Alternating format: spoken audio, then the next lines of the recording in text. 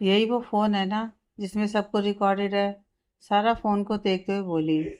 फिर उसने अपने बैग में फ़ोन को रखा और बाहर की ओर जाने लगी तो एक आवाज़ उसके कानों में पड़ी।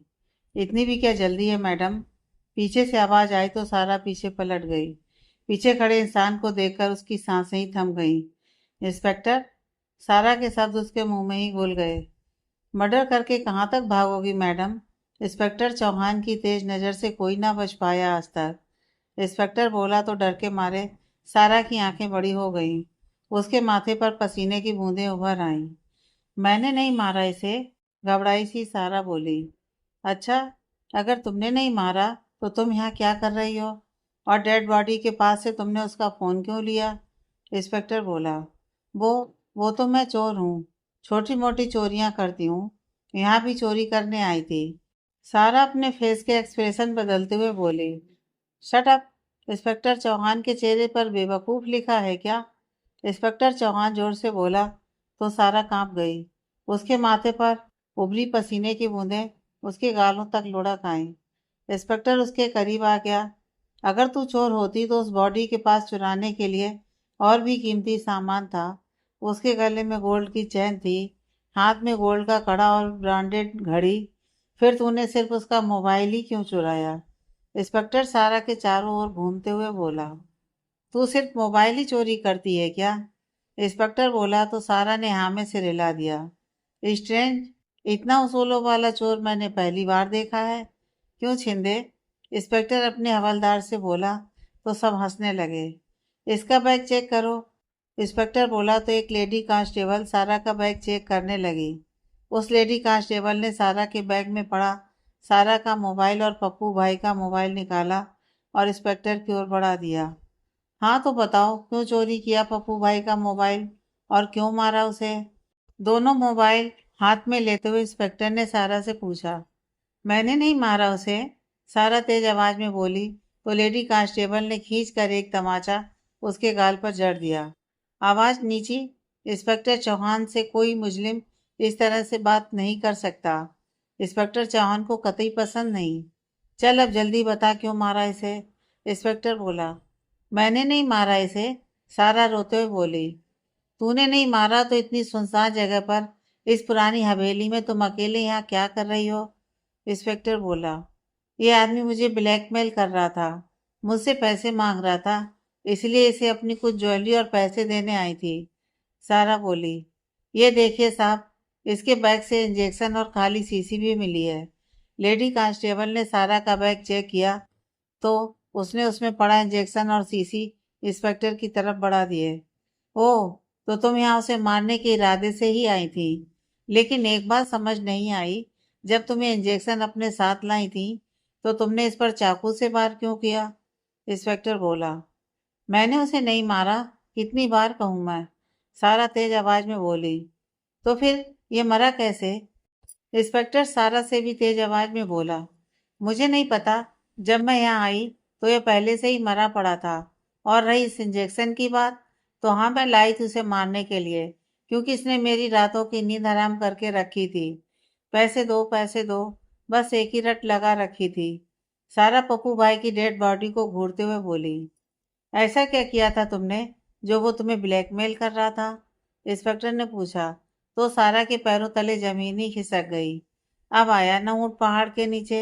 ऊपर खड़ी स्नेहा धीरे से नमन के कान में बोली तो नमन भी मुस्कुरा दिया। वो इसके पास मेरी कुछ तस्वीरें थी, इसलिए ये मुझे ब्लैकमेल कर रहा था। सारा बात को घुमाते हुए बोली। कितनी बड़ी नौटंकी है ये। एक भैंस जितनी सीधी है, दूसरी उतनी ही टेढ़ी। दिल तो कर रहा है अभी के अभी इसका गला दबा दूं। स्नेहा नमन से बोली तो नमन ने उसे चुप रहने का इशारा किया। क्या सीसी कर रहे हो? तुम्हें इसकी हरकतों पर गुस्सा नहीं आ रहा? स्नेहा फिर से बोली तो नमन ने उसे अपने करीब कर उसके होंठों पर अपना हाथ रखकर उसका मुंह बंद कर दिया। स्नेहा आंखें बड़ी करके नमन को देखने लगी। नमन ने उसकी आंखों में देखा तो उसी में खो गया। इधर सारा की बात सुनकर इंस्पेक्टर ने पप्पू भाई का फोन चेक करना शुरू किया, लेकिन उसे उसमें सारा की कोई तस्वीर नहीं मिली। इसमें तो तेरी एक भी तस्वीर नहीं है। अब तू खुद ही सच बताएगी या तेरी खाल उधेड़ दें? इंस्पेक्टर एक रौबदार आवाज में बोला तो सारा डर गई। मैं सच कह रही हूँ इंस्पेक्टर, सारा बोली। ये तुझे क्यों ब्लैकमेल कर रहा था? तेरा ऐसा कौन सा सीक्रेट था इसके पास? जल्दी बता, इंस्पेक्टर बोला। मैं बताती हूँ इंस्पेक्टर साहब, सारा के पीछे खड़ी अम्बी बोली। तो सारा जल्दी से उसकी ओर पलट गई। अनबी, तुम यहाँ? सारा हैरानी से अनबी को देखते हुए बोली। ये आदमी सारा राठौर को इसलिए ब्लैकमेल कर रहा था क्योंकि कुछ साल पहले सारा राठौर ने अपनी ही बहन को बड़ी बेरहमी से मार दिया था। अनबी बोली तो सारा हैरानी से उसकी ओर देखने लगी। अनबी जो बोल रही थी उसे अपने कानों पर यकीन ही नहीं हुआ। आप कौन है? इंस्पेक्टर ने अनबी से पूछा। मैं इसकी बहन अनन्या राठौर। अनबी बोली तो सारा की आंखें हैरानी से और बड़ी हो गईं। बहन? सारा के शब्द उसके मुंह में ही घुल गए। झूठ बोल रहे हैं ये मेरी बहन नहीं है। ये अनबी मेहरा है, अभिमन्यु राजपूत की होने वाली पत्नी। कल इसकी शादी है अभिमन्यु राजपूत से। सारा बोली। अगर आप इसकी बहन हैं तो आप जिंदा कैसे हैं? आपको तो इसने मार दिया था, इंस्पेक्टर बोला। हाँ हाँ, देखा इंस्पेक्टर, मैंने कहा था ना कि यह अनबी मेहरा है। सारा बोली और फिर अनबी की तरफ बढ़ गई। इतना झूठ क्यों बोल रही हो? सारा अनबी के पास आते हुए बोली। इंस्पेक्टर, मैं कोई झूठ नहीं बोल रही। 1 साल पहले इसने मुझे एक पुल से धक्का दे दिया था और पानी में गिराकर मुझे मारने की कोशिश की थी, लेकिन भाग्यवश मैं बच गई। अनबी बोली। तुम झूठ बोल रही हो। मुझे नहीं पता तुम क्यों मुझे फंसाने की कोशिश कर रही हो। सारा अनबी को उसके कंधे से पकड़कर जग जोड़ते हुए बोली। अनबी ने सारा को घूर कर देखा और उसके हाथ को अपने कंधे से हटा दिया। मैं कोई झूठ नहीं बोल रही। क्या 1 साल पहले तुमने मुझे पुल से नीचे धक्का नहीं दिया था? तुमने पुल से गिराकर मुझे नहीं मारा था? अनबी एक तेज आवाज में बोली। नहीं, मैंने तुम्हें किसी पुल से धक्का नहीं दिया था। तुम अनबी मेहरा हो, अनन्या नहीं। सारा बोली। तुम इतने यकीन से कैसे कह सकती हो कि ये अनबी मेहरा है, तुम्हारी बहन नहीं? इंस्पेक्टर तेज आवाज में बोला। क्योंकि वो 1 साल पहले नहीं, 3 साल पहले मर चुकी है। सारा बोली। हाँ, और तुमने उसे पुल से नीचे पानी में फेंक दिया था। अनबी तेज आवाज में बोली। नहीं, मैंने उसे पुल से नीचे नहीं फेंका था। सारा तेज आवाज में बोली। तो कैसे मारा था उसे? अनबी तेज आवाज में बोली। एक्सीडेंट के बाद मैंने उसे जिंदा जला दिया था। सारा भी तेज आवाज में बोली। अनबी ने खींच कर एक तमाचा उसके गाल पर जड़ दिया।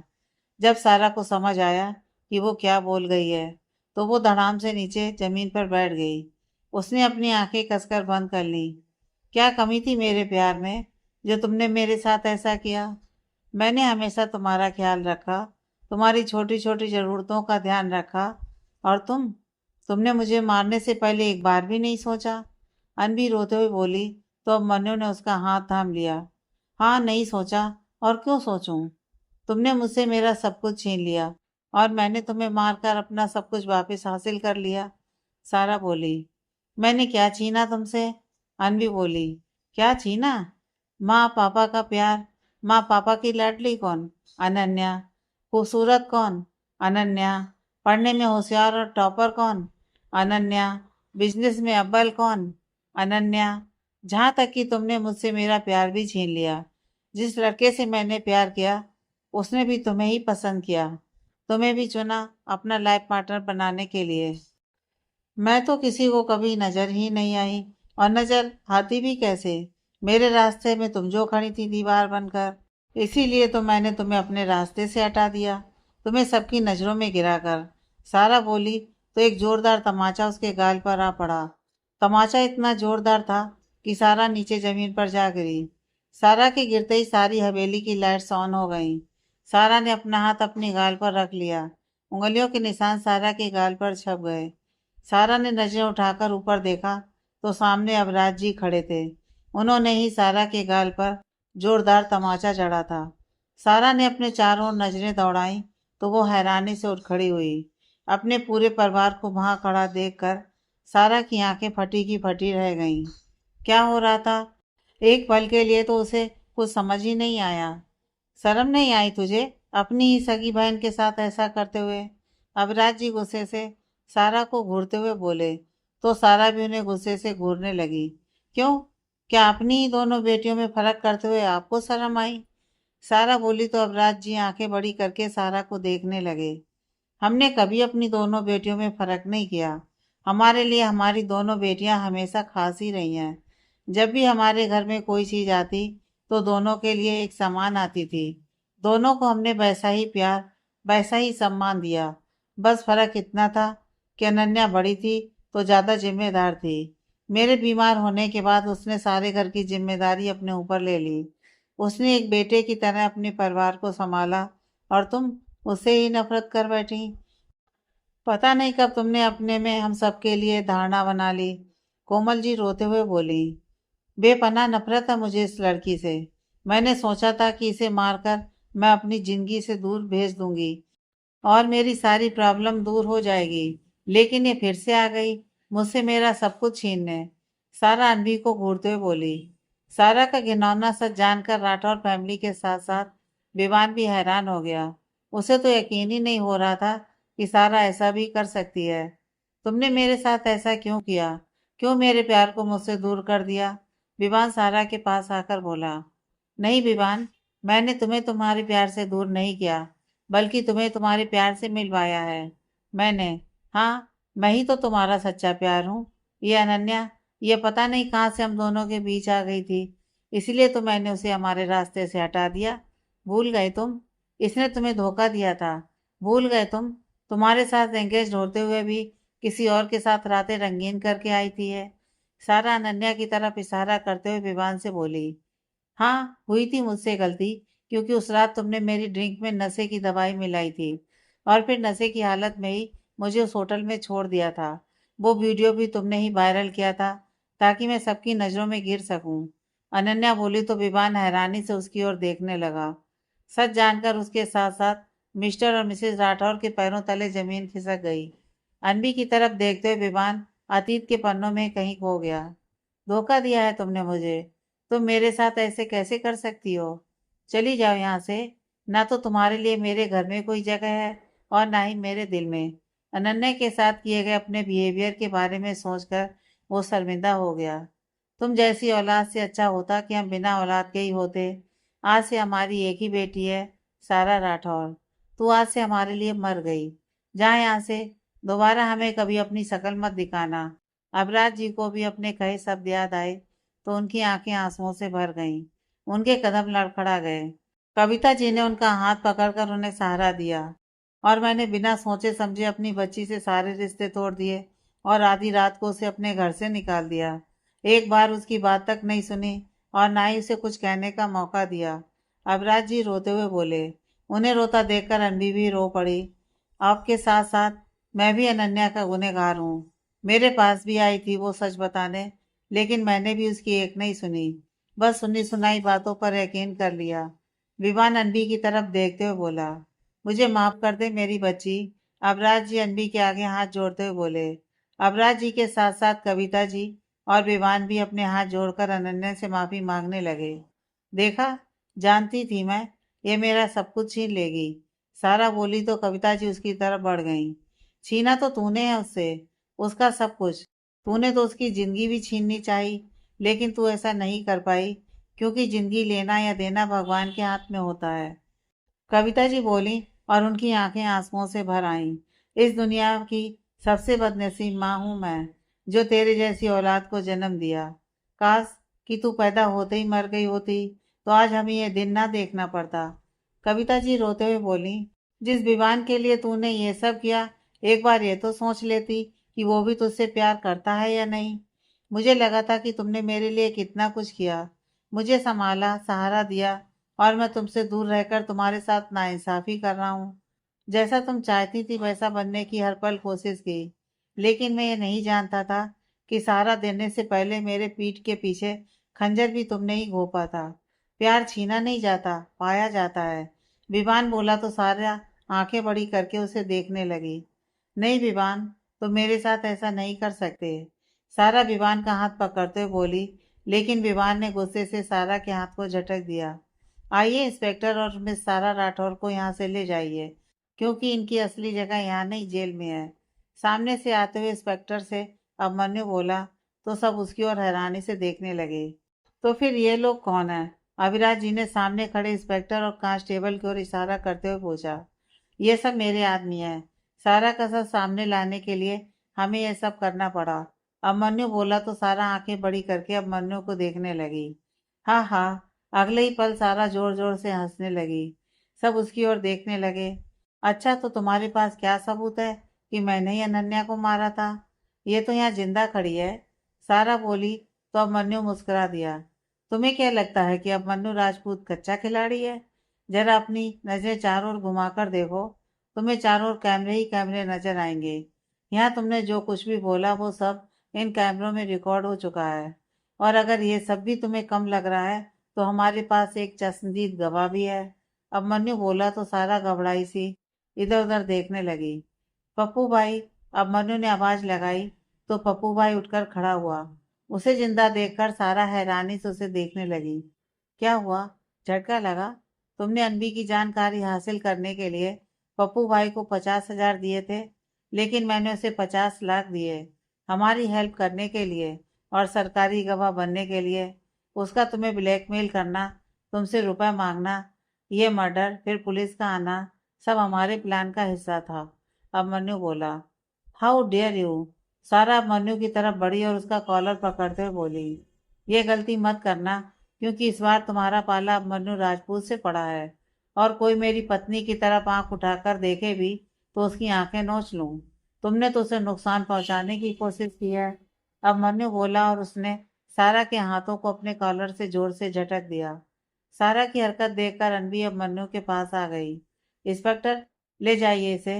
इसकी असली जगह जेल ही है। अभिमन्यु बोला तो इंस्पेक्टर लेडी कांस्टेबल के साथ उसकी ओर बढ़ गया। लेडी कांस्टेबल ने सारा के हाथ में हथकड़ी पहना दी और दो कांस्टेबल ने पप्पू भाई को अपनी गिरफ्त में ले लिया। अभिमन्यु, आप ठीक तो हैं? अनबी ने अभिमन्यु से पूछा। तो अभिमन्यु ने मुस्कुराते हुए हाँ में सिर हिला दिया। अनबी अभिमन्यु के गले लग गई। विवान अनबी और अभिमन्यु को देखने लगा। अनबी बेटा, अविराज जी बोले। तो उनकी आवाज सुनकर अनबी अभिमन्यु से अलग हुई। मैं जानता हूँ बेटा कि हम माफी के काबिल तो नहीं है, लेकिन फिर भी हमें माफ कर दे। सारा के साथ साथ हम भी तेरे गुनाहगार हैं।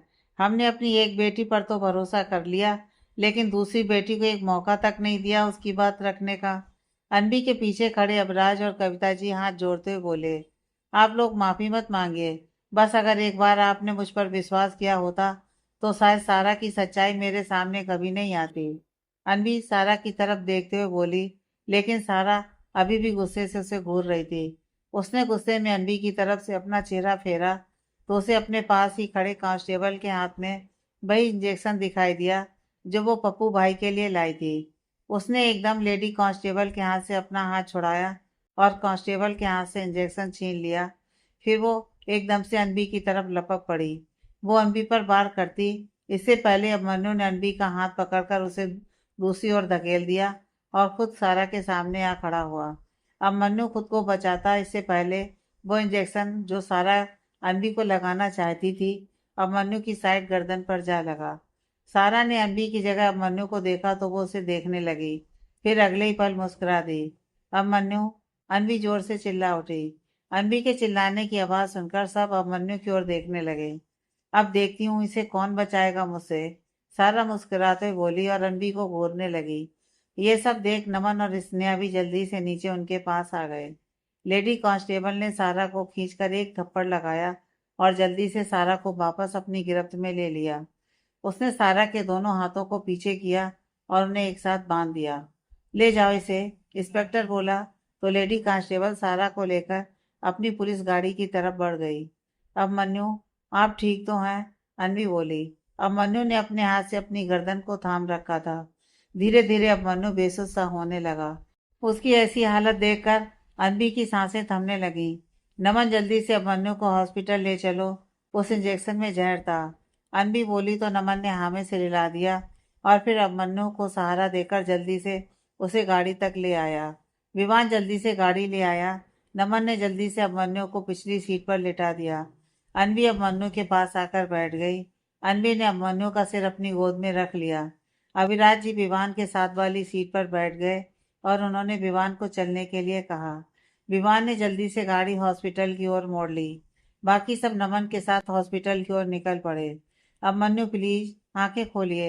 आंखों में आंसू लिए अनबी अब मन्नू के हाथों को रब करते हुए बोली। विवान ने रियर व्यू मिरर में से अनबी को अब मन्नू के लिए परेशान देखा तो उसके मन में एक टीस सी उठी। वो अनबी को देखने लगा। विवान संभाल कर। सामने से तेज रफ्तार से आते ट्रक को देखकर अबराज जी बोले तो विवान ने अनबी पर से अपनी नजर हटाई और जल्दी से गाड़ी की स्टीयरिंग को दूसरी ओर मोड़ लिया और जल्दी से ब्रेक लगा दी। अगर अबराज जी विवान को आवाज ना लगाते तो उनकी गाड़ी ट्रक से जा टकराती और एक बड़ा हादसा हो जाता। आई एम सॉरी, विवान बोला। प्लीज जल्दी चलो, अनवी रोते हुए विवान से बोली। हाँ, विवान बोला और उसने जल्दी से गाड़ी को स्टार्ट किया और हॉस्पिटल की तरफ चल पड़ा। कुछ देर बाद गाड़ी हॉस्पिटल के पास जाकर रुकी। वहां पहले से ही खड़ी डॉक्टर्स की टीम अब मन्नू का इंतजार कर रही थी क्योंकि नमन ने पहले ही हॉस्पिटल में फोन कर दिया था। हॉस्पिटल पहुंचते ही अब मन्नू को जल्दी से ओटी में ले जाया गया। अनवी भी उनके साथ साथ ओटी तक आ गई। डॉक्टर ने अनवी को ओटी के बाहर रुकने के लिए कहा तो अनवी दीवार के साथ सटकर खड़ी हो गई। अब तक बाकी सब भी ओटी के पास आ गए। अब मन्नू, राजेंद्र जी ने अनवी से पूछा। ओटी में लेकर गए हैं, अनवी भरे गले से बोली। अनवी की नज़र पास ही खड़ी वैशाली जी पर गई तो वो उनके गले से लग गई।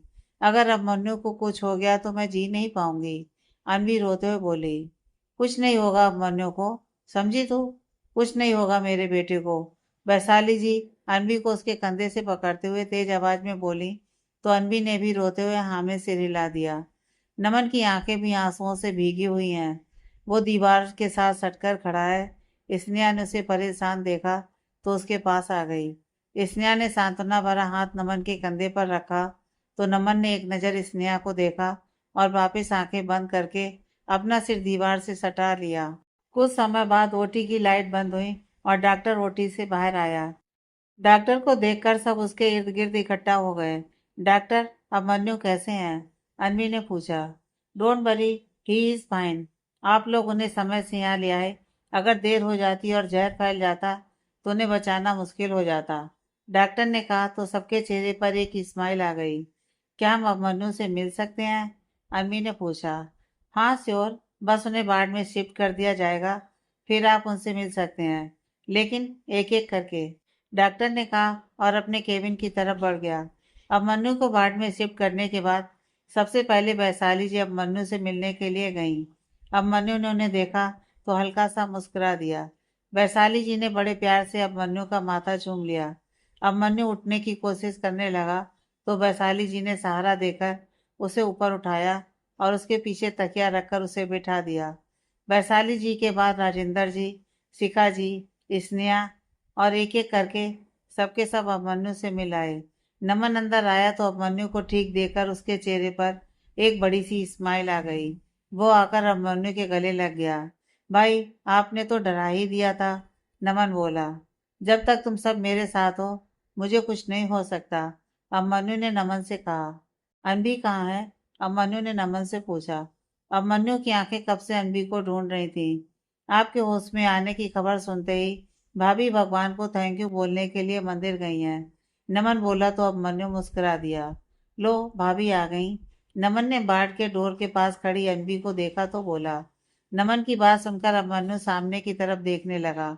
आखिर उसकी तलाश बाट के डोर पर जाकर रुक गई। अनवी को देखकर उसके दिल को सुकून मिल गया।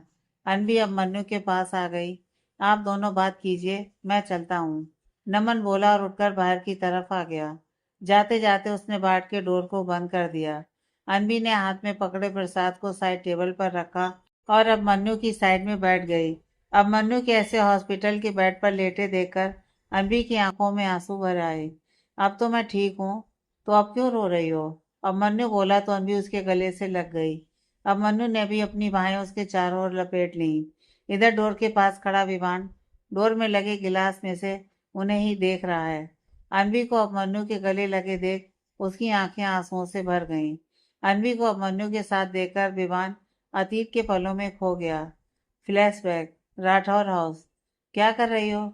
सीढ़ियों से उतरते हुए विवान की नज़र डाइनिंग टेबल पर बैठी हुई अनन्या पर गई तो वो बोला।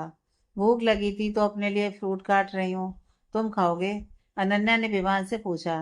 अगर तुम प्यार से खिलाओगी तो जरूर खाऊंगा। विवान बोला तो अनन्या मुस्कुरा दी। लाओ मैं काटता हूँ। विवान बोला। अरे नहीं, मैं काट रही हूँ ना। अनन्या बोली। कभी हमें भी मौका दीजिए आपकी खिदमत करने का। विवान बोला तो अनन्या ने मुस्कुराते हुए फ्रूट और नाइफ विवान की ओर बढ़ा दिए। विवान फ्रूट काटने लगा। फ्रूट काटते काटते नाइफ से उसकी उंगली कट गई, जिससे विवान की आह निकल गई। हाँ, विवान चिल्लाया और उसने अपनी उंगली को जल्दी से अपने मुंह में डाल लिया। लगवा लिया ना? मैंने कहा था कि मैं काट लेती हूँ, लेकिन नहीं। अनन्या बोली और जल्दी से फर्स्ट एड बॉक्स ले आई। लाओ दिखाओ। अनन्या बोली तो विवान ने अपना हाथ अनन्या की तरफ बढ़ा दिया। ओ माय गॉड, कितना गहरा कट लगा है। विवान के घाव को देखते हुए अनन्या बोली और बड़े प्यार से विवान की उंगली पर मरहम पट्टी करने लगी। विवान उसे बड़े प्यार से निहारने लगा। उसके चेहरे पर एक प्यारी सी स्माइल आ गई। लो, हो गई। अनन्या बोली। उसका ध्यान विवान की तरफ गया तो वो उसे ही निहार रहा था। क्या हुआ? ऐसे क्यों देख रहे हो? अनन्या ने विवान से पूछा। कितना ख्याल रखती हो ना तुम मेरा। विवान बोला। हाँ, अगर ऐसी बच्चों जैसी हरकतें करोगे तो ख्याल तो रखना ही पड़ेगा। अनन्या बोली। तो मैं सारी उम्र बच्चों जैसी हरकतें करने के लिए तैयार हूँ। विवान बोला। और मैं तुम्हें संभालने के लिए। अनन्या बोली। फ्लैशबैक खत्म। मैंने अपनी एक गलती की वजह से इतना प्यार करने वाला पार्टनर खो दिया। तुम पर विश्वास न करके मैंने अपने पैरों पर खुद कुल्हाड़ी मार ली। अनबी को देखते हुए विवान खुद से बोला और फिर वहां से चला गया। इधर अब मन्नू के गले से लगी हुई अनबी का ध्यान टेबल पर रखे हुए प्रसाद पर गया तो वो उससे अलग हुई और टेबल पर रखे प्रसाद की तरफ बढ़ गई। चलिए, मुंह खोलिए। अनबी बोली तो अब मन्नू ने अपना मुंह खोल लिया। अनबी ने प्रसाद अब मन्नू के मुंह में डाल दिया। क्यों किया आपने ऐसा? अगर आपको कुछ हो जाता तो? कैसे जी पाती मैं? अनबी अब मन्नू का चेहरा अपने हाथ में भरते हुए बोली। मेरे होते हुए तुम्हें कोई नुकसान पहुंचाए, ये मैं कैसे होने दे सकता था? तुम पर आई मुसीबत को सबसे पहले मुझ पर से होकर गुजरना होगा। अब मन्नू बोला तो अनबी बड़े प्यार से उसे निहारने लगी। ऐसे क्यों देख रही हो?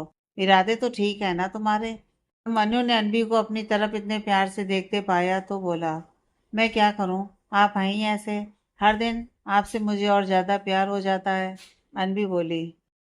हाँ, यही तो मैं चाहता हूँ कि तुम सारी उम्र मुझसे यूं ही प्यार करती रहो। अब मन्नू बोला।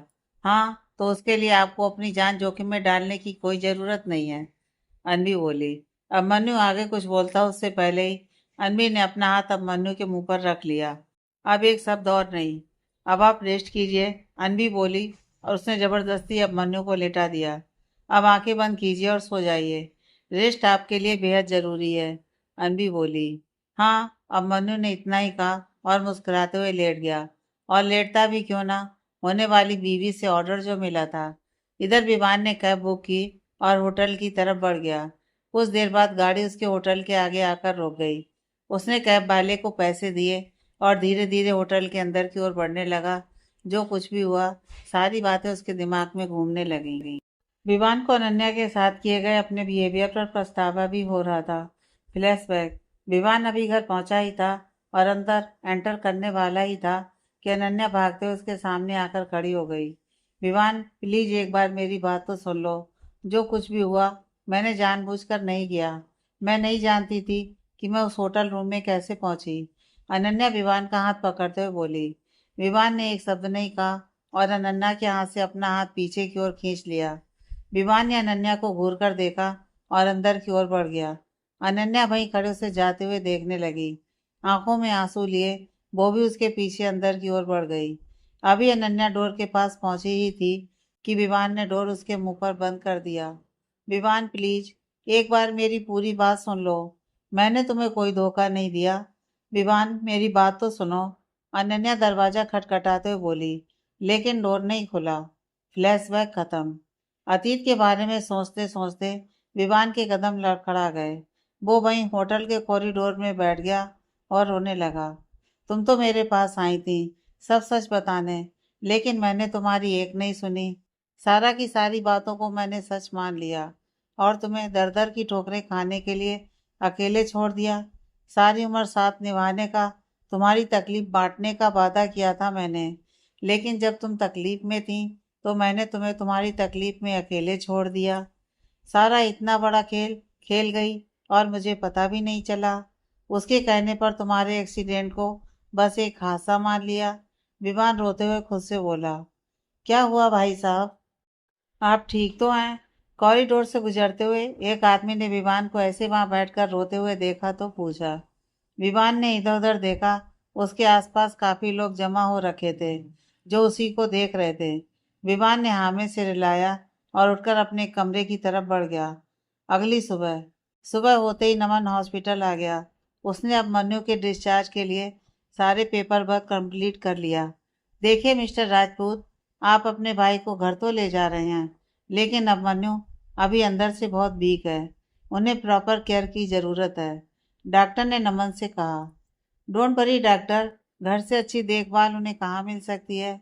आप फिक्र मत कीजिए। अगर आज उनकी शादी ना होती तो हम उन्हें घर ले जाने में जल्दीबाजी नहीं करते। नमन बोला। आई नो, फैमिली फ्रेंड हूँ, इसलिए तो उन्हें घर जाने की परमिशन दे रहा हूँ। अगर किसी चीज़ की ज़रूरत हुई तो फ़ोन कीजिएगा, डॉक्टर बोला। थैंक्स डॉक्टर, और हाँ, शादी में आना मत भूलिएगा, नमन बोला। Yes mister Rajput. भला राजपूत फैमिली की शादी भी कोई मिस कर सकता है क्या? डॉक्टर बोला तो नमन मुस्कुरा दिया। फिर वो डॉक्टर के केबिन से बाहर आया और अनबी और अब मन्नू के साथ फार्म हाउस की ओर चल दिया। कुछ ही समय में नमन ने गाड़ी को फार्म हाउस के पार्किंग एरिया में पार्क किया। अनबी और नमन ने अब मन्नू को सहारा दिया और अंदर ले आए। अब मन्नू को देखकर वैशाली जी राजेंद्र जी के साथ उसके पास आ गईं। शिखा जी और स्नेहा भी वहां आ गए। वैशाली जी ने बड़े प्यार से अब मन्नू का माथा चूम लिया। राजेंद्र जी ने अब मन्नू को गले से लगा लिया। शिखा जी ने पूजा की थाली वैशाली जी की ओर बढ़ा दी। वैशाली जी ने अब मन्नू और अनवी को तिलक किया। आखिर दोनों ने एक बड़ी जंग जो जीती थी। शिखा जी ने अब मन्नू और अनवी दोनों की नज़र उतार दी। सच में मेरी बच्ची बहुत किस्मत वाली है जो उसे तुम जैसा इतना प्यार करने वाला जीवन साथी मिला, जिसने हर कदम पर हर सिचुएशन में उसका साथ दिया। अपने प्यार के लिए तुमने अपनी जिंदगी की भी परवाह नहीं की। शिखा जी अब मन्नू का चेहरा अपने हाथ में भरते हुए बोली तो उनके पीछे अविराज जी और कविता जी के साथ खड़े विवान की नजरें झुक गईं। सच में मुझे गर्व है अपने बेटे पर। आज मेरे बेटे ने गर्व से मेरा सीना चौड़ा कर दिया। राजेंद्र जी अब मन्नू को गले लगाते हुए बोले। चलिए अब भाई को आराम करने दीजिए, डॉक्टर ने कहा कि रेस्ट उनके लिए बहुत ज़रूरी है। नमन बोला। हाँ तो अब मन्नू को उनके रूम में ले जा, मैं अब मन्नू के लिए सूप भिजवाती हूँ, वैशाली जी बोली। तो नमन अब मन्नू को लेकर उसके रूम की तरफ बढ़ गया। वैशाली जी किचन की तरफ बढ़ गईं। वैशाली जी अभी कुछ ही दूरी पर गई थी कि बुआ जी की आवाज़ उनके कानों में पड़ी। कैसी अब सुगनी लड़की लाई है मेरी बहू मेरे पोते के लिए। अभी तो इस घर में आई भी नहीं कि पहले ही मेरे फूल जैसे बच्चे को हॉस्पिटल पहुंचा दिया। कुछ लड़कियों के तो कदम ही अशुभ होते हैं, आते ही घर का अमंगल कर देती हैं। और इसकी तो अभी शादी भी नहीं हुई, पहले से ही घर का अमंगल होना शुरू हो गया। बुआ जी अनबी को घूरते हुए बोली तो उनकी बात सुन अनबी की आंखों में आंसू आ गए। बुआ जी की बात सुनकर शिखा जी और स्नेहा अनबी के पास आ गईं।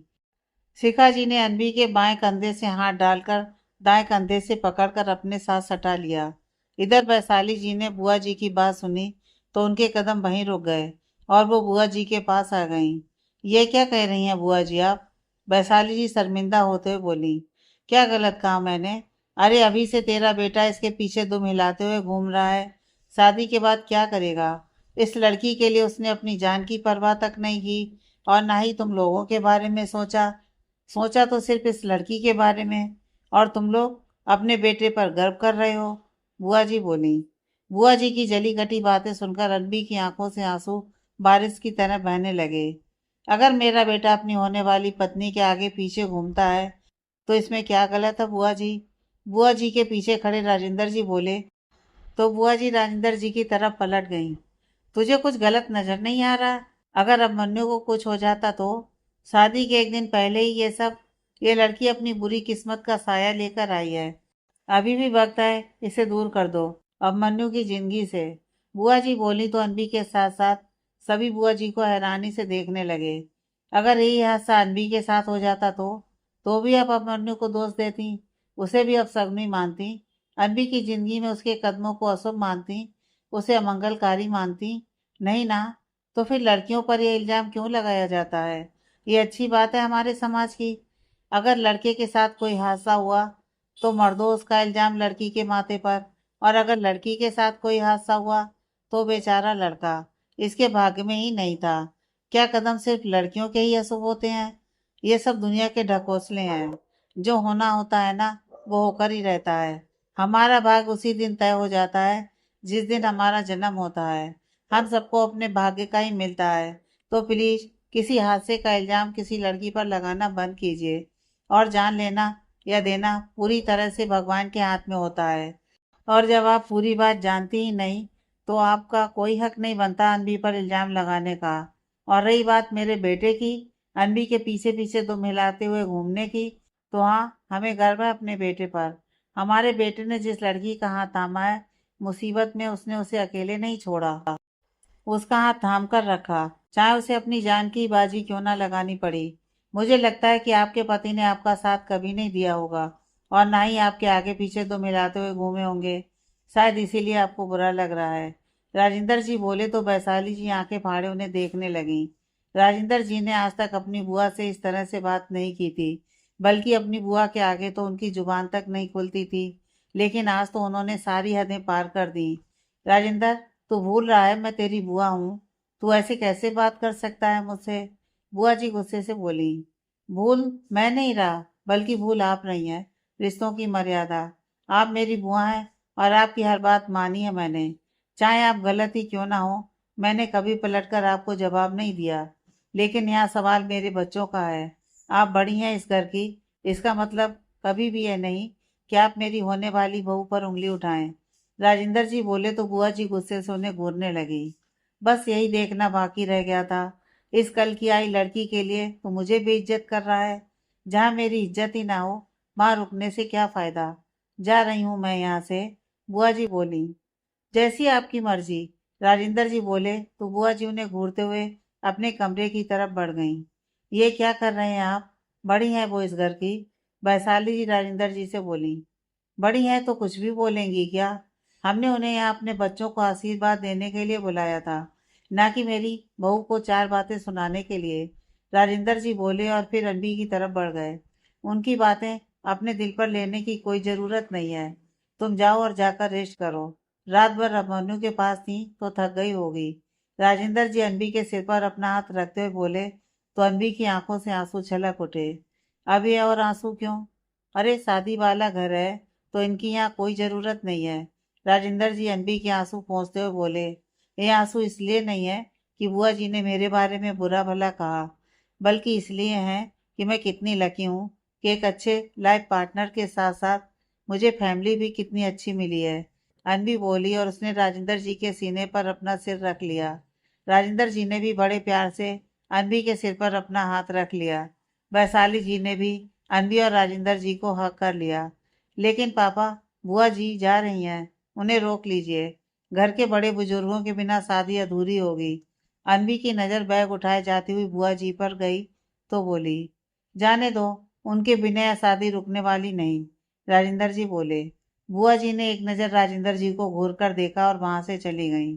अब जाओ, जाकर कुछ देर आराम कर लो, फिर रेडी भी तो होना है। वैशाली जी अनबी का चेहरा अपने हाथ में भरते हुए बोली, तो अनबी ने भी हाँ में सिर हिला दिया और अपने कमरे की तरफ बढ़ गईं। इधर कविता जी आंखों में आंसू लिए अपने कमरे में चली गईं।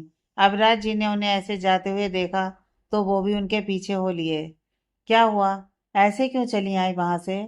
अविराज जी ने पूछा। कितनी अजीब बात है ना, हमारी बेटी की शादी में हम ही मेहमान बनकर आए हैं। ना तो अपनी बच्ची की तकलीफ बांट सकते हैं और ना ही खुशी। जब हमारी बारी थी अपनी बच्ची का साथ देने की, तो हमने बिना सोचे समझे उससे अपना पल्ला झाड़ लिया, और आज जब दूसरे उसका साथ दे रहे हैं तो पता नहीं क्यों तकलीफ हो रही है। कविता जी रोते हुए बोली। सही कह रही हो तुम, शायद हम ही अच्छे माता पिता नहीं बन पाए, पर सच में मैं अपनी बच्ची के लिए बहुत खुश हूँ कि उसे इतना प्यार करने वाला लाइफ पार्टनर मिला है, और उतना ही अच्छा ससुराल। मेरी बच्ची हमेशा खुश रहेगी। यहाँ उसे हर वो खुशी मिलेगी जो हमारे घर में उससे छीन ली गई थी। अविराज जी बोले तो कविता जी ने उनके सीने पर अपना सिर रख लिया। उनके दरवाजे के बाहर खड़ा विवान उनकी बातें सुन रहा था। उनकी बातें उसके दिल पर किसी खंजर की तरह चुभ रही थीं। सच में मैं अपनी बच्ची के लिए बहुत खुश हूँ कि उसे इतना प्यार करने वाला लाइफ पार्टनर मिला है और उतना ही अच्छा ससुराल। मेरी बच्ची हमेशा खुश रहेगी। अविराज जी की बातें सोचकर उसकी आंखों में नमी उतर आई। वो चुपचाप वहां से चला आया। विमान कुछ आगे बढ़ा और एक रूम के पास से गुजरा। रूम का डोर खुला हुआ था तो विमान की नज़र रूम के अंदर खड़ी अनवी पर गई तो विमान के कदम वहीं रुक गए। अनवी बहुत खुश नजर आ रही थी और स्नेहा से बात कर रही थी। उसकी चमकती आंखें, उसके लहराते बाल और गुलाबी होंठ एक पल के लिए विमान को मदहोश कर गए। वो उसी में खो गया और बड़े प्यार से अनवी को निहारने लगा। वो रात चांदनी की सहारा है इन दिनों, यादें मेरे इश्क की गवारा है इन दिनों। इश्क की जमी पर अभी शोर बहुत है मेरे, वो जख्म नया सा दोबारा है इन दिनों। शख्स लौट कर मिला तो है हमें, लेकिन कैसे कहें उसे कि वो हमारा है इन दिनों। विमान के मन में एक तूफान सा उठ रहा है। अनवी को देखकर उसे ऐसा लग रहा है कि जैसे उसने अपनी बहुत ही कीमती चीज को खो दिया हो। काश कि मैं अतीत में जाकर सब कुछ बदल सकता तो मैं तुम्हें खुद से कभी दूर नहीं जाने देता। विमान खुद से बोला। तभी उसका फोन वाइब्रेट हुआ। उसने देखा तो कोई अननोन नंबर था। वो अनन्या के रूम से आगे की ओर बढ़ गया। हेलो। फोन उठाते ही विमान बोला। हेलो मिस्टर विमान मल्होत्रा बात कर रहे हैं? सामने से आवाज आई। जी कहिए, विमान बोला। मैं पुलिस स्टेशन से हवलदार बात कर रहा हूँ। सारा राठौर आपसे मिलना चाहती हैं। सामने से हवलदार बोला। लेकिन मुझे उससे नहीं मिलना, विवान बोला और उसने फोन काट दिया। Police station. साहब, इस लड़की के मंगेतर ने मना कर दिया इससे मिलने से। सामने सलाखों के पीछे सारा को देखते हुए हवलदार इंस्पेक्टर से बोला। हाँ, इंस्पेक्टर ने इतना ही कहा और अपनी चेयर से उठकर सारा की ओर बढ़ गया। तेरा मंगेतर तुझसे मिलना नहीं चाहता।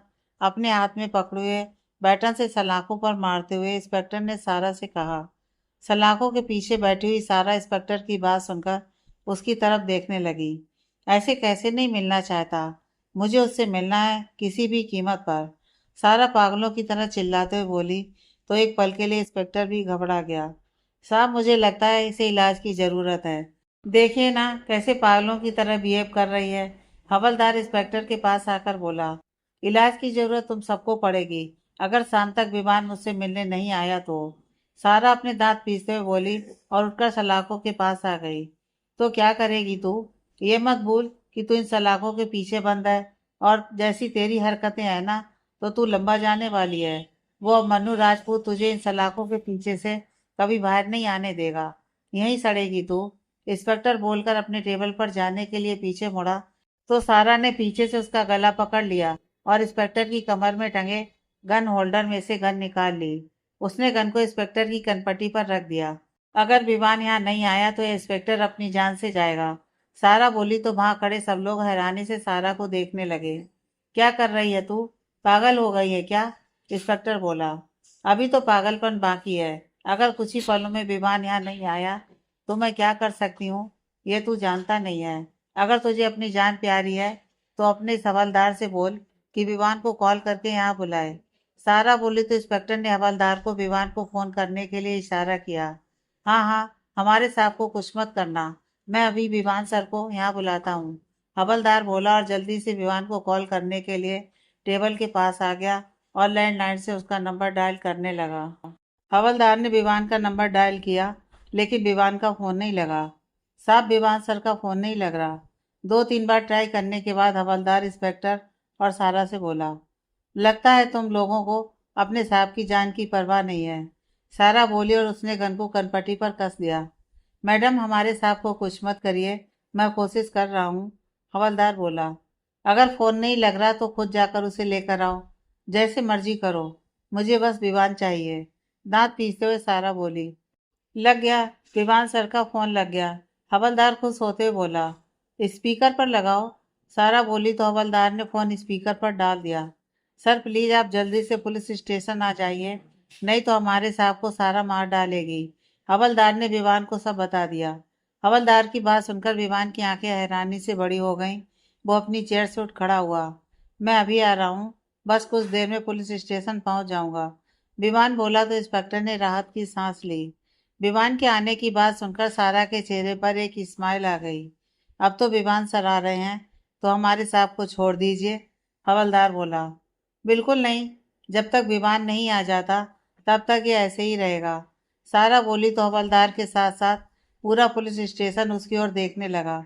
मौका पाकर इंस्पेक्टर ने सारा का हाथ, जिसमें उसने गन पकड़ रखी है, पकड़कर घुमा दिया, जिससे गन नीचे गिर गई। हवलदार ने जल्दी से नीचे गिरी हुई गन उठा ली। इंस्पेक्टर जल्दी से अपने टेबल पर आ गया और अपना गला सहलाने लगा। ये तूने अच्छा नहीं किया। पुलिस स्टेशन में एक इंस्पेक्टर पर हमला किया है तूने। धारा 323 लगेगी तुझ पर और मैं अदालत से दरखास्त करूंगा कि तुझ जैसी साइको को उम्र कैद नहीं बल्कि फांसी की सजा दी जाए। इंस्पेक्टर सारा को घूरते हुए बोला। इंस्पेक्टर की बात सुनकर सारा उसे घूरने लगी। फिर वो जाकर नीचे फर्श पर बैठ गई और विमान के आने का इंतजार करने लगी। कुछ देर बाद विमान वहां पहुंच गया। उसकी नज़र इंस्पेक्टर पर गई तो वो उसके पास आ गया। यहाँ तो सब ठीक है, आपने मुझे यहाँ झूठ बोलकर बुलाया। विमान हैरान होते हुए बोला। कुछ देर पहले यहाँ कुछ ठीक नहीं था मिस्टर मल्होत्रा। आपने आने में इतना टाइम लगा दिया। अगर मैंने अपनी सूझबूझ से काम नहीं लिया होता तो आज पता नहीं ये लड़की मेरे साथ क्या करती। कैसी साइको लड़की से सगाई कर रखी है आपने। इतने सालों में आपको आपकी मंगेतर का बिहेवियर पता ही नहीं चला। स्ट्रेंज, इंस्पेक्टर बोला। साहब सच कह रहे हैं, इसने साहब पर हाथ उठाकर अपनी मुसीबत बढ़ा ली है। हवलदार बोला। इसकी मुसीबत बढ़े या कम हो, मुझे इससे कोई फर्क नहीं पड़ता। आप इसके साथ जितना हो सके सख्ती से पेश आइए। विमान बोला तो सारा उसे घूरने लगी। ऐसा क्यों कह रहे हो तुम? सारा बोली। जो कह रहा हूँ बिल्कुल सही कह रहा हूँ, क्योंकि तुम यही डिजर्व करती हो, बल्कि इससे भी कहीं ज़्यादा। विमान बोला और वहां से जाने लगा तो सारा की आवाज़ उसके कानों में पड़ी। अपने प्यार को पाना गलत है क्या? सारा बोली तो विमान के कदम वहीं रुक गए। जो प्यार तुम्हारा कभी था ही नहीं, उसे पाने के लिए तुमने अपनी बहन को मार दिया, एक बेकसूर को सबके सामने दोषी बना दिया। तुम इतना गिर सकती हो मैंने कभी सोचा भी नहीं था। विमान गुस्से में सारा की तरफ पलटते हुए बोला तो सारा उसकी ओर देखने लगी। तुमने मुझे मेरे प्यार से दूर किया है, इसके लिए मैं तुम्हें कभी माफ़ नहीं करूँगा। विमान आगे बोला। प्यार? कौन सा प्यार? अगर तुम अनन्या से प्यार करते तो उस पर यकीन करते, लेकिन तुमने उस पर नहीं बल्कि मुझ पर यकीन किया, मेरा साथ दिया। इसका मतलब तो यही हुआ ना कि तुम मुझसे प्यार करते हो, सिर्फ मुझसे, क्योंकि जहाँ भरोसा होता है वहीं तो प्यार होता है ना? सारा बोली। मैं तुमसे नहीं अनन्या से प्यार करता हूँ, समझी तुम? विमान चिल्लाते हुए बोला। तो फिर तुम उसे किसी और का कैसे होने दे सकते हो?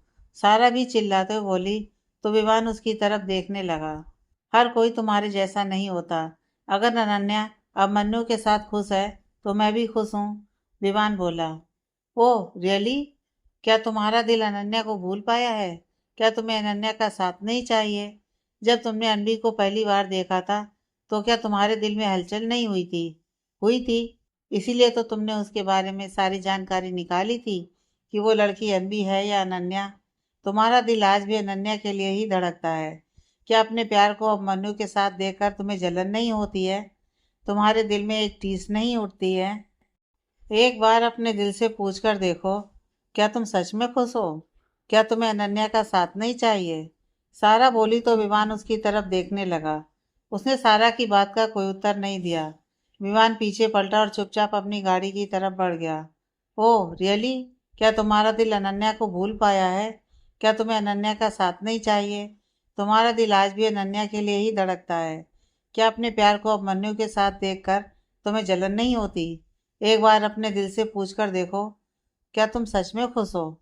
क्या तुम्हें अनन्या का साथ नहीं चाहिए? सारा की सारी बातें विमान के दिलो दिमाग पर किसी खंजर की तरह चुभ रही थी। आखिर सारा ने कुछ झूठ भी तो नहीं कहा था। विमान आकर टैक्सी में बैठ गया। उसने ड्राइवर को चलने के लिए कहा। अरे साहब, लेकिन आपको जाना कहाँ है? ड्राइवर ने विमान से पूछा। समंदर किनारे, जहाँ लहरों के शोर में दिल की धड़कनों का शोर छुप जाए।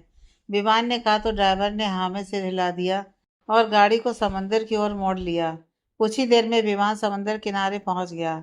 वहां एक पत्थर पर बैठकर वो समंदर की लहरों को देखने लगा। Farm house. दुल्हन के जोड़े में अनवी रेडी हो रही है। सुर्ख लाल जोड़े में अनवी बहुत ही प्यारी लग रही है। उसकी ब्यूटिशियन उसका मेकअप करने में लगी हुई है। तभी उनके डोर पर किसी ने दस्तक दी। स्नेहा ने डोर खोला तो सामने कविता जी खड़ी थी। क्या मैं अंदर आ सकती हूँ? स्नेहा के डोर खोलते ही कविता जी उससे बोली। अरे आंटी आप आइए ना, स्नेहा बोली।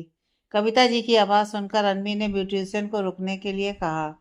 उसने पलटकर देखा तो उसके पीछे हाथ में एक बॉक्स लिए कविता जी खड़ी थी। आप यहाँ कुछ काम था क्या? अनमी ने कविता जी से पूछा। मैं जानती हूँ कि तू हमसे नाराज है और होना भी चाहिए। हमने तेरे साथ इतना अन्याय जो किया है, मुझे आज भी याद है कि अपनी बेगुनाही साबित करने के लिए तू बस एक मौका मांगती रही और हमने तुझे वो एक मौका कभी नहीं दिया। अगर हमने तुझ पर विश्वास किया होता तो आज तू हमारे साथ होती और आज तेरी शादी वाले दिन मैं तुझे अपने हाथों से तैयार कर रही होती। कविता जी बोली। जो हो गया सो हो गया, भूल जाइए सब। जो अपराधी था उसे सजा मिल गई है। अब मुझे किसी से कोई गिला शिकवा नहीं है। अनबी बोली तो कविता जी उसकी तरफ देखने लगी। गिला शिकवा नहीं है तो मुझे माँ क्यों नहीं बुलाती? कविता जी बोली तो अनबी उनकी तरफ देखने लगी। मैं जानती हूँ मैं अच्छी माँ नहीं बन पाई, अपनी बच्ची का दुख समझ ही नहीं पाई और ना ही अपनी दूसरी बच्ची को गलत रास्ते पर जाने से रोक पाई। कब उसके मन में तेरे लिए जहर भर गया मुझे पता ही नहीं चला। सच में मैं बहुत बुरी माँ हूँ, बहुत बुरी। कविता जी रोते हुए बोली। माँ, ये क्या कह रही हैं आप बहुत अच्छी माँ हैं। जो कुछ भी हुआ उसमें शायद आपकी गलती थी ही नहीं। आपकी गलती बस इतनी थी कि आपने मुझ पर विश्वास नहीं किया। गलत अगर कोई था तो वो थी सारा, जिसने इतना बड़ा खेल खेला और सबको उसकी चपेट में ले लिया। कविता जी के आंसू साफ करते हुए अनबी बोली। तुम मुझसे नाराज नहीं है ना? कविता जी बोली। नहीं। हाँ, पहले मैं आप दोनों से बहुत गुस्सा थी कि आपने इतना सा भी भरोसा नहीं दिखाया मुझ पर और पापा ने आधी रात को मुझे घर से बाहर निकाल दिया। बीते पलों को याद करके अभी उदास सी बोली। फिर अगले ही पल उसके चेहरे पर एक स्माइल आ गई। लेकिन इनॉग्रेशन वाले दिन जब आपने मुझे अनन्या कहकर पुकारा और मेरा स्पर्श पाकर ही मुझे पहचान लिया तो मेरा सारा गुस्सा दूर हो गया। एक आप ही तो थी जिसने कभी इस बात पर यकीन नहीं किया कि मैं अनबी हूँ। सबने आपको समझाने की कोशिश की लेकिन आपने किसी पर यकीन नहीं किया। इसलिए तो कहते हैं कि माँ और बच्चे का रिश्ता अनमोल होता है। अनबी मुस्कुराते हुए बोली तो कविता जी ने उसका चेहरा अपने हाथों में भर लिया और प्यार से उसका माथा चूम लिया। अनबी और कविता जी को देखकर स्नेहा मुस्कुरा दी। यह मैं तेरे लिए लाई थी, कविता जी बोली और अपने हाथ में पकड़ा हुआ बॉक्स उन्होंने अनबी की ओर बढ़ा दिया। ये क्या है? बॉक्स को देखते हुए अनबी बोली। खोल इसे और देख, कविता जी बोली तो अनबी उनकी तरफ देखने लगी। फिर उसने बॉक्स को खोला तो उसमें गोल्ड का एक बहुत ही प्यारा सा नेकलेस था। ओह वाह, सो प्रिटी। नेकलेस को देखते हुए स्नेहा बोली। कैसा है? ये कविता जी ने अनबी से पूछा। बहुत ही प्यारा, अनबी नेकलेस को छूते हुए बोली। अरे आंटी, ये तो कोई पुश्तैनी हार लगता है, जैसी किसी महारानी का हो। स्नेहा बोली। ये मेरा नेकलेस है जो मैंने अनन्या की शादी के लिए संभाल कर रखा था। यह नेकलेस मैंने सारा को भी नहीं दिया क्योंकि इस पर सिर्फ और सिर्फ मेरी बच्ची का ही हक था। मुझे लगा था कि यह नेकलेस ऐसे का ऐसा ही मेरे पास पड़ा रहेगा, लेकिन अनन्या सही सलामत है। यह देखकर मेरे दिल को सुकून मिल गया। कविता जी अनबी की तरफ देखते हुए स्नेहा से बोली। अब जब तेरी शादी हो रही है तो मैं और तेरे पापा चाहते हैं कि तू ये नेकलेस पहनेगी ना? कविता जी अनबी के चेहरे को अपनी हथेली में भरते हुए बोली। हाँ, मैं इसे जरूर पहनूंगी। अनबी बोली तो कविता जी मुस्कुरा दी। उन्होंने अनबी को बड़े प्यार से अपने सीने से लगा लिया। पापा, वो अभी भी मुझसे नाराज है? अनबी ने पूछा। नहीं, वो तुझसे नाराज नहीं है। कविता जी बोली। तो फिर वो यहाँ आपके साथ आए क्यों नहीं, यह नेकलेस मुझे देने के लिए? अनबी ने कविता जी से पूछा। कविता जी कुछ कहती उससे पहले ही अनबी की नज़र बाहर खड़े अबराज जी पर गई, जो डोर के पास वाली दीवार के साथ सटकर खड़े हुए थे। उन्हें देखकर बाहर की ओर बढ़ गई। पापा, आप यहाँ क्या कर रहे हैं? अंदर क्यों नहीं आए? अनबी ने पूछा। कैसे आता? तुमसे नज़र मिलाने की हिम्मत नहीं हो रही, अविराज जी बोले। मुझे आपसे कोई नाराजगी नहीं है, मैं आज भी आपकी वही बेटी हूँ। आप चलिए, अंदर आइए। अनबी अबराज जी का हाथ पकड़ते हुए बोली तो अबराज जी उसे हैरानी से देखने लगे और उन्होंने अपना हाथ अनबी के हाथ से पीछे खींच लिया। तुम मुझसे नाराज नहीं है, लेकिन मैं खुद से बहुत नाराज हूँ। जाने अनजाने मैंने तेरे साथ बहुत बड़ा अन्याय किया है। बेकसूर होते हुए भी आधी रात को मैंने तुझे घर से बाहर निकाल दिया। अबराज जी आंखों में आंसू लिए बोले। अब आप भी वही बातें लेकर बैठ गए। जो हो गया उसे भूल जाइए पापा। वो समय हालात ही कुछ ऐसे थे। अगर उस दिन आप मुझे घर से ना निकालते तो शायद मैं सच जानने के लिए मुंबई कभी नहीं आती और सारा की सच्चाई मेरे सामने कभी नहीं आती। मुझे आपसे कोई नाराजगी नहीं है। अनबी अबराज जी की भीगी पलकों को साफ करते हुए बोली और फिर उनके सीने से लग गई। उन्हें ऐसे देख कविता जी की भी आंखें नम हो गईं। अब बस भी कीजिए आप सब। खुशी का मौका है। आपकी बेटी की शादी है आज। तो नो इमोशनल टॉकिंग्स। स्नेहा बोली तो सब मुस्कुरा दिए। मैम प्लीज जल्दी आइए, वरना हम मंडप में पहुंचने में लेट हो जाएंगे। ब्यूटिशियन अनवी से बोली तो अनवी ने हाँ में से हिला दिया। कविता जी ने मुस्कुराते हुए अनवी को देखा और फिर अबराज जी और कविता जी ने अपना प्यार भरा हाथ अनवी के सिर पर रख दिया और वहां से आ गए। अनवी मुस्कुराते हुए रेडी होने लगी। आगे की कहानी नेक्स्ट पार्ट में।